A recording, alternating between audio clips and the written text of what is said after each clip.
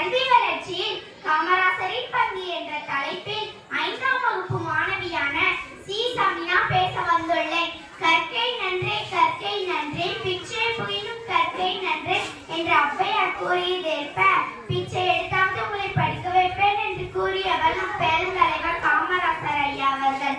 விருதுநகர் மாவட்டத்தில் குமாரசாமி நாடாருக்கும் சிவகாமி அம்மாளுக்கும் மகனாக 1903ஆம் ஆண்டு ஜூலை திங்கள் 15ஆம் நாள் பிறந்தார்.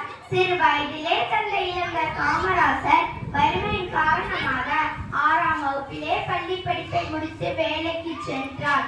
அகில இந்திய காங்கிரஸ் தலைவராக இருந்த காமராஜர் 1954 முதல் 1963ஆம் ஆண்டு வரை 9 ஆண்டுகள் முதல்வராக பணியாற்றினார். முதல்வராக இருந்த காலத்தில் 4 சக்கர வாகனத்தில் செல்லும் போது ஆடு மேய்க்கும் சிறுவனிடம் தம்பி பள்ளிக்கு செல்லவில்லையா என்று கேட்டுள்ளார்.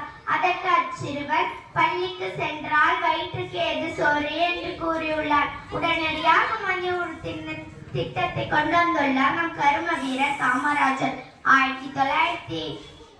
1956ஆம் ஆண்டு 8ஆம் வகுப்பு வரை இலவச கல்வி திட்டமும் 1963ஆம் ஆண்டு 11ஆம் வகுப்பு வரை இலவச கல்வி திட்டமும் கொண்டு வந்துள்ளார். அனைவரும் கல்வி கற்க வேண்டும் என்ற நோக்கத்தில் பள்ளி சீருடைகள் பாட புத்தகங்கள் இலவசமாக வழங்கியதோடு மட்டுமல்லாமல் பல நூலகங்களையும் திறந்து வைத்தார். உலகில் பெரிய விருதான பாரத ரத்னா விருது இவருக்கு வழங்கப்பட்டது.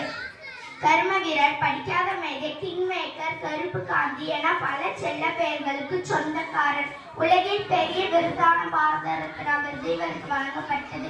இவ்வுலகில் அழியா செல்வம் கல்வி ஒன்றை அத்தகையை கொடுத்த பெருந்தலைவர் காமராஜர் 1975ஆம் ஆண்டு மண்ணை விட்டு மறைந்தாலும் நம் நெஞ்சத்தை விட்டு மறையாத காமராசர் அவர்களின் பிறந்த நாளை கல்வி வளர்ச்சி நாளாக கொண்டாடுகிறோம். பேச வாய்ப்பு தந்த தலைமை ஆசிரியர்களுக்கும் என் ஆசிரியர் பெருமக்களுக்கும் நான் பேசுவதை அமைதியாக கேட்ட என்னோட பகிரும் சகோதர சகோதரிகளுக்கும் நன்றி கூறி விடை பெறுகிறேன்.